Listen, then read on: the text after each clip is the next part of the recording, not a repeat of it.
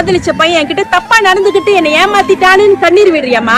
ஏமா அவன் கூட ஹோட்டல் வரைக்கும் போறப்ப உன்னை பெத்தவங்க நீ வயசுக்கு வந்தோடனே கிளி பிள்ளைக்கு சொல்ற மாதிரி சொல்லிருப்பாங்களே, உன் கற்பை நீ தான் பாத்துக்கணும், யாருக்கிட்டும் ஏமாந்துறாதே. அப்பயே நீ யோசிக்கல? அவன் என்ன உன்னை தரத்தான்னு இழுத்துட்டு போய தப்பு பண்ணா? காதல் மயக்கத்துல நீயும் சேர்ந்து தானே தப்பு பண்ண. அப்போ தப்பா தெரியல. இங்க பாருமா, எனக்கு அவனை பத்தி எல்லாம் கவலை இல்ல. உன் வாழ்க்கைய அழிச்சிட்டு அவன் அங்க சந்தோஷமா இருக்கானா? அவனோட வளர்ப்பு சரியில்லை. ஒரு கண்ணியமான ஆணா இருந்தா சரிவா 2 பேரும் தப்பு பண்ணிட்டோம், நான் உன்னை கல்யாணம் பண்ணிக்கிறேன்னு சொல்லியிருப்பான். அக்காவா ஒரு விஷயம் சொல்றேன் கேட்டுக்கிறியா?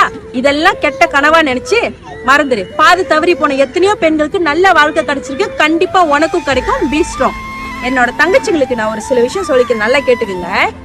சும்மா இந்த ரோஸ் சாக்லேட்டை வாங்கி கொடுத்து ஆசை வார்த்தைகளை காட்டி எங்க அம்மா மேல சத்தியமா நான் உன்னை கல்யாணம் பண்ணிப்பேன்னு சொன்னா கூட சட்டையை கழட்டாதீங்க.